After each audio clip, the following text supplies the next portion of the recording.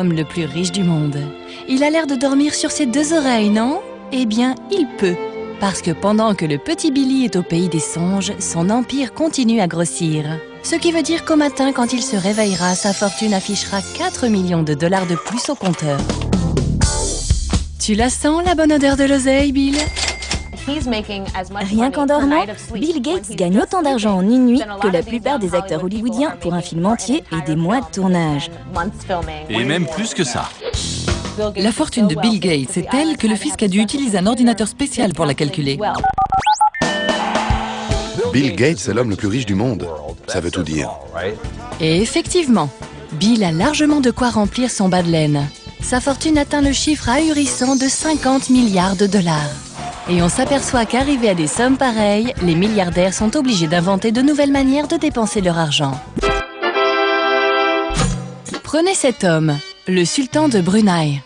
Tête couronnée et milliardaire du pétrole, il s'est fait construire ce palace flambant neuf au début des années 80. Sa superficie de près de 200 000 m² en fait le palais résidentiel le plus vaste du monde.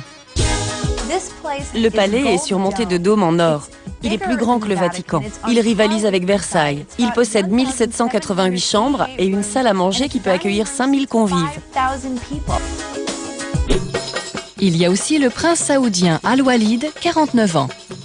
En 1997, il a déboursé 130 millions de dollars pour se faire construire sa propre oasis résidentielle.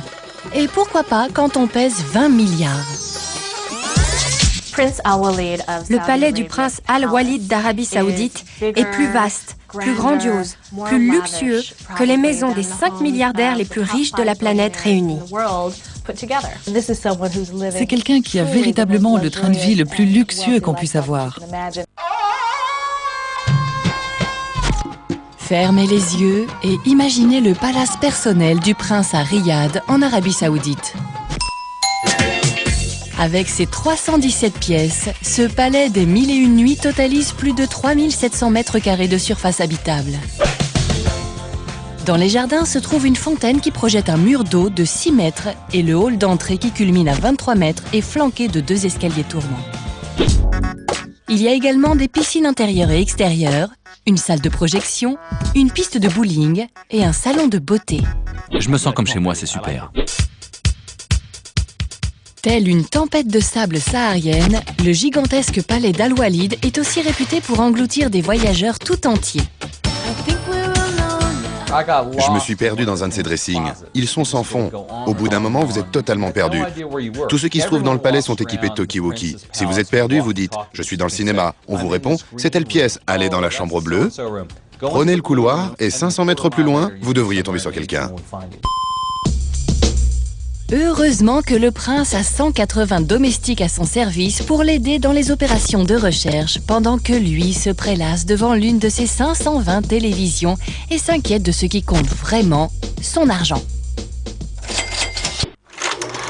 Lumière! Voici un avion de ligne, tout ce qu'il y a de plus banal.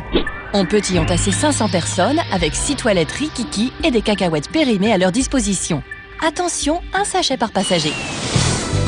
Mais quand un milliardaire met la main sur un jumbo jet, exit les sièges et bonjour les aménagements intérieurs grand luxe.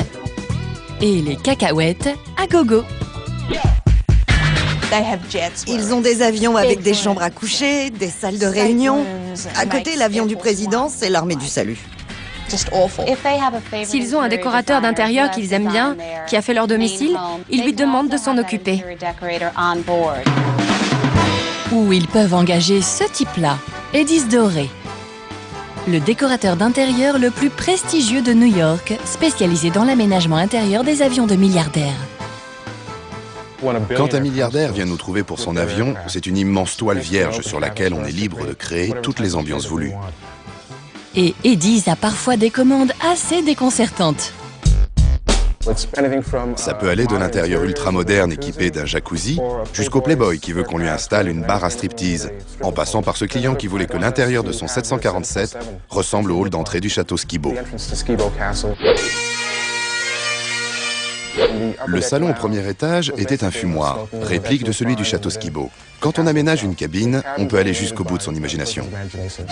Et oui, parce que quand on est milliardaire, on peut s'envoyer en l'air comme on veut. Et l'avion préféré des milliardaires?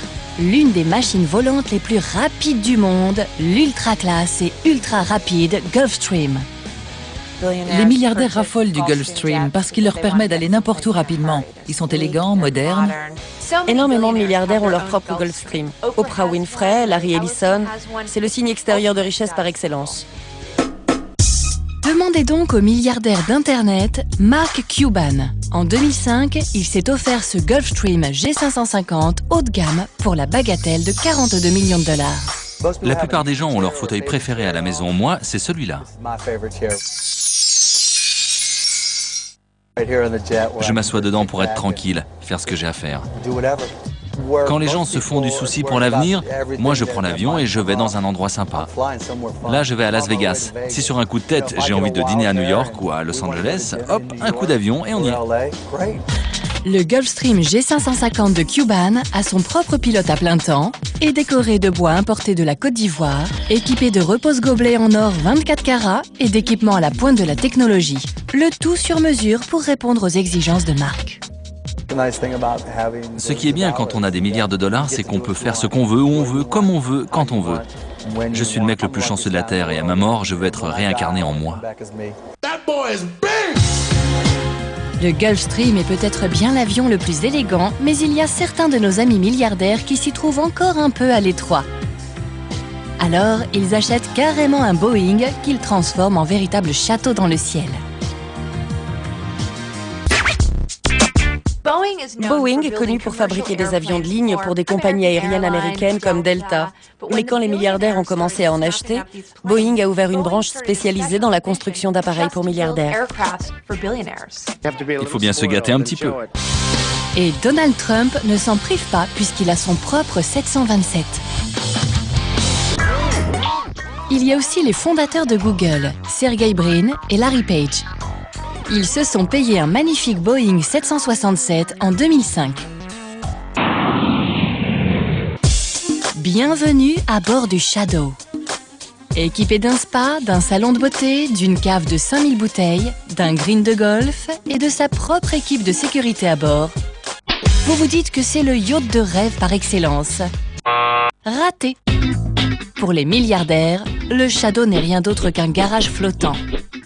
Pour qu'ils puissent remorquer leurs gros bijoux, hélicoptères et autres limousines derrière leur yacht. Le Shadow, c'est toute l'extravagance du voyage en mer vu par les milliardaires. Il est en remorque derrière le yacht et il leur restitue tout le confort de leur domicile pour qu'ils puissent se le faire suivre partout dans le monde. Louer le Shadow pour un mois coûte près d'1 demi-million de dollars à nos apprentis loups de mer. Mais s'ils peuvent se permettre d'avoir leur propre entrepôt flottant qui les suivent par monts et marais, vous vous doutez bien que leurs yachts à proprement parler ne sont pas franchement des barques de pêcheurs. Une star ou un millionnaire peut louer un yacht. Un milliardaire, lui, possède le yacht. Un yacht, c'est une des choses les plus chères qu'on puisse posséder dans tout l'univers. Ce bateau est assuré pour 100 millions de dollars. Et par pitié, n'appelez pas ça des yachts. Les milliardaires n'ont pas des yachts, ils ont des méga yachts. La différence ? Un yacht fait tout juste 25 petits mètres de long et coûte en général moins d'1 million de dollars. Un méga yacht, lui, peut atteindre jusqu'à 50, 100 et même 150 mètres de long et coûte des dizaines de millions de dollars. Ces méga-yachts, c'est une catégorie à part. Il faut 3 ans pour en construire certains dans des chantiers navals spéciaux. Il en existe environ 80 dans le monde. Ils sont réservés à un club très fermé. Quand vous avez un yacht qui dépasse les 100 mètres de long, vous ne pouvez même pas appareiller avec. Il faut rester au large et prendre une navette pour vous rendre sur la terre ferme. Un milliardaire qui a un yacht peut en faire son propre vaisseau de croisière et l'aménager selon ses moindres désirs. Bienvenue dans le match du siècle, le combat des méga-yachts de milliardaires. Élevé dans un orphelinat dans sa Russie natale, il est d'abord devenu l'un des capitaines de l'industrie du pétrole avant d'être commandant de navire. Le milliardaire Roman Abramovich a 4 yachts. En 2004, il les a tous emmenés avec lui au Portugal. Il prenait son petit-déj sur l'un, déjeuner sur l'autre et dîner sur le troisième. Le joyau de la flotte de Roman? Le Pélorus, 115 mètres de long pour 125 millions de dollars. Avec une piscine intérieure, un sauna, du plancher ancien, 42 membres d'équipage et assez de chambres pour accueillir 22 passagers.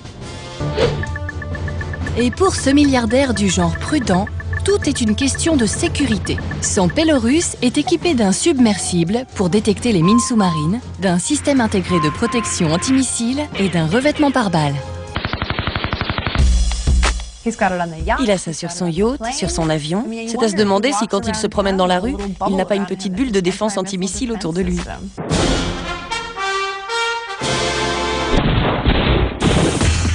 Le chef de l'État de Dubaï, c'est pas un yacht qu'il a, c'est carrément son propre pâté de maison flottant. Vous pouvez vous retrouver sur ce yacht en même temps qu'une foule de gens sans jamais les croiser.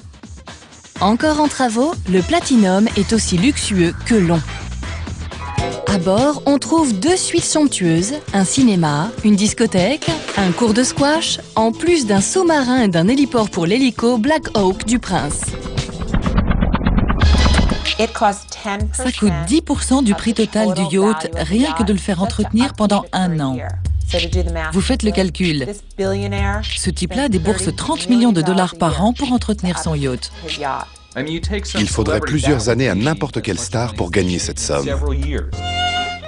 Mais le chèque a du souci à se faire. Il paraîtrait que notre milliardaire russe préféré, Roman Abramovich, se serait donné pour mission ultra secrète de construire un bateau encore plus gigantesque. Assemblé dans le plus grand secret dans un chantier naval allemand, son projet de 5e méga-yacht répond au nom de code Secret. Ce qui est loin d'être un secret, c'est qu'après ça, Roman sera l'heureux propriétaire du plus gros méga-yacht existant. Roman Abramovich se fait construire un 5e yacht pour ajouter à sa collection. Ce serait le plus gros du monde, plus de 160 mètres de long. Y aura-t-il encore quelque chose qui manque sur celui-ci? Vous trouvez que c'est la belle vie d'être milliardaire? Eh bien, dites-vous qu'il y a des petits vénards qui sont assurés d'être milliardaires à vie sans jamais avoir à lever le petit doigt. Vous reconnaissez peut-être Stavros Niarchos, 21 ans, comme étant le petit ami occasionnel de Paris Hilton. Mais le beau grec est également l'héritier d'une dynastie qui pèse 7,5 milliards de dollars. Stavros Niarchos est un bébé milliardaire et il est canon. Les gens ont vraiment envie d'en savoir plus sur lui et sa famille. Il a cette aura, ce charme à l'européenne. Oui, parce que quand le deuxième rejeton Niarchos voit le jour, il a déjà des billets verts plein le landau, venant à la fois du côté de maman et de papa. Papa Philippe a hérité d'un empire grec de la construction navale. Et maman Victoria est une Guinness. De la dynastie des fabricants de bière irlandais Guinness. Ses 2 parents viennent de familles fortunées, 2 milliardaires réunis en un. Pendant son enfance, Stavros a passé beaucoup de temps à Saint-Moritz, Monaco, ce genre de repères de milliardaires, à faire du ski, de la planche à voile, à s'amuser sur des yachts de luxe. Et récemment, il a même commencé à se la jouer un petit peu Hollywood. Il est sorti un moment avec l'actrice Mary-Kate Olsen. Et puis il s'est mis avec Paris. Il a commencé à se mettre dans de sales draps. On dit qu'il aurait saccagé une chambre d'hôtel à Las Vegas à l'occasion de l'anniversaire de Kelly Osbourne. Il a plié la Bentley à 300 000 $ de Paris. Oui, et après, ce jeune homme peut se permettre d'accrocher autant de Bentley qu'il veut. C'est cool, on s'en fiche. Stavros vient tout juste de toucher le premier versement de sa future fortune. Le jour de ses 21 ans, en avril 2006, il a hérité de 275 millions de dollars. Juste un tout petit avant-goût de sa fortune à venir. C'est l'exemple parfait du futur milliardaire. Aucune limite à ses dépenses. Ça c'est sûr, parce que quand votre papa c'est le sultan de Brunei et qu'il a une fortune estimée à 20 milliards de dollars, vous vous dites que vous pouvez vous permettre de profiter un peu de la vie. Le prince Azim a un père qui est connu pour flamber des sommes astronomiques dans tout ce qui lui fait envie. Et le fiston suit le même chemin. Il suit la tradition de ces types riches à millions qui font partie de la jet-set internationale, claquent un pognon fou à droite et à gauche et aiment bien fricoter avec les stars. Quand Son Altesse a fêté ses 23 ans à Londres en 2005, il a invité la moitié d'Hollywood à l'aider à souffler ses bougies. Le prince Azim s'est offert quelques stars glamour. Scarlett Johansson, l'actrice Misha Barton et le chanteur Kid Rock. Je veux Kid Rock et que ça saute. Il n'y a pas de mal à se faire un peu de blé, si? Et quand le jeune prince n'importe pas des stars pour ses petites sauteries, il les couvre de cadeaux hors de prix pour être sûr qu'ils restent toujours les meilleurs amis du monde. Le prince Azim adore en faire des tonnes quand il a envie de rencontrer quelqu'un. C'est le moins qu'on puisse dire. Après avoir vu Usher en concert en 2001, il aurait fait parvenir l'équivalent de 250 000 $ de chaussures à la star du R&B, dont une paire de Nike incrustée de diamants. Je trouve ça super sexy. Et maintenant, ils sont potes. Ça a marché. Ça, on n'en doute pas.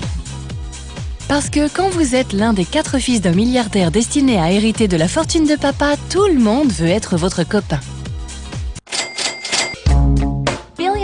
Les milliardaires s'achètent des choses que même les gens ultra riches trouvent extravagantes. Bill Gates a déboursé 32 millions de $ pour s'offrir un carnet sur lequel Léonard de Vinci avait griffonné. Ça vous donne une idée de l'étendue de sa fortune. Il peut se permettre de claquer 32 millions de $ pour un petit carnet de 60 pages. Mais pour dépenser tous ces millions en trop, la dernière mode chez les milliardaires, c'est de posséder un club sportif. Quand on est milliardaire, arrive un moment où on ne sait plus comment dépenser son argent. On a des voitures, des maisons, des avions, des yachts. Acheter une équipe sportive, c'est l'occasion de posséder des gens. Et dans le sempiternel combat entre les sportifs et les intellos, posséder une équipe sportive, c'est la manière rêvée pour les anciens boutonneux milliardaires de prendre leur revanche. Quand ils étaient jeunes, beaucoup de ces hommes étaient du genre intello à lunettes et personne ne voulait d'eux dans leur équipe. Alors maintenant, ils se vengent en achetant les plus grands clubs sportifs du pays. Prenez l'exemple de notre golden boy de l'informatique préféré, Mark Cuban. Au lycée, les sportifs avaient surnommé Mark et ses amis le clan des tortues tellement ils couraient lentement. Maintenant que Mark est riche à millions, il s'est payé une équipe de sportifs pour courir à sa place. Mark Cuban a dépensé près de 300 millions de $ pour s'offrir les Dallas Mavericks. J'ai dépensé un sacré paquet de fric. Mais aucun intello de Silicon Valley n'aura mieux conquis le monde du sport que l'autre milliardaire de Microsoft, Paul Allen. Voici Paul plus jeune à côté du cofondateur de Microsoft, Bill Gates. Pas franchement le profil de l'athlète type. Mais depuis, Paul a déboursé près de 265 millions de $ pour acquérir à la fois une équipe de basket et une de football américain. Paul Allen possède les Seattle Seahawks et les Portland Trail Blazers, 2 équipes très connues. La première de foot américain, la seconde de basket NBA. Sa revanche est totale. C'est vrai que c'est la sensation que j'ai aujourd'hui. Paul Allen s'est peut-être fait un nom dans le monde du sport, mais il n'a pas réussi à payer un titre de champion à ses équipes. Pour ça, il faut vraiment allonger la monnaie. Comme le milliardaire russe Roman Abramovich. Ce fan de football ne voulait pas seulement posséder sa propre équipe, il voulait se payer la meilleure équipe de foot de la planète. En juillet 2003, Roman Abramovich a acheté le club de football de Chelsea pour 90 millions de livres. Chelsea était un bon club avant son arrivée, mais dès que Roman a commencé à injecter de l'argent, ils sont devenus invincibles. Certes, Roman a déboursé 130 millions de $ pour s'offrir le club de Chelsea, mais pour le rendre virtuellement imbattable, il a carrément décidé d'aller faire son marché des meilleurs joueurs, claquant 775 millions de $ au passage, et a mis sur pied l'équipe la plus chère payée de toute l'histoire du football anglais. La masse salariale du club surpasse de loin celle de toutes les autres équipes. Ils voudraient tuer le championnat. Mais ça a payé, puisque l'année dernière, ils n'ont perdu qu'un seul match de toute la saison sur 38 rencontres. Un exploit invraisemblable.